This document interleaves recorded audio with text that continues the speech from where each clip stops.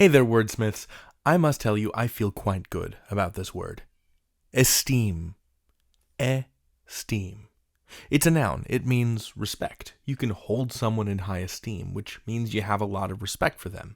Or you can have high self-esteem, respect for yourself. This word comes from the French estimer, which means to appraise, and to guess at the value of something. This was indeed the original meaning of esteem, was worth or value. Let's come up with some similar words. What words can you think of that contain a similar root to esteem? I'm thinking about that EST especially. I'll give you 10 seconds. Okay, here we go.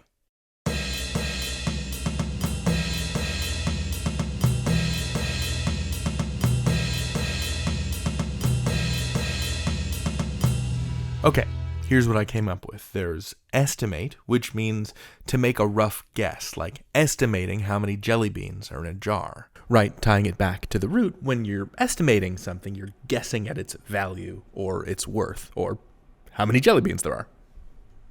Esteemed, which is another way of saying the famous or the well-respected.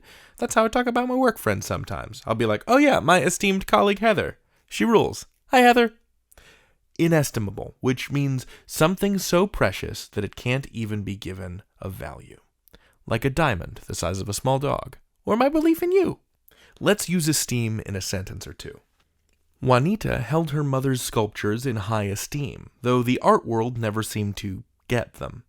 She respects them a lot. That's what that conventional expression means, to hold something in high esteem, is you really, really like it. And that doesn't have to be things, that can also be people. You can hold a person in high esteem.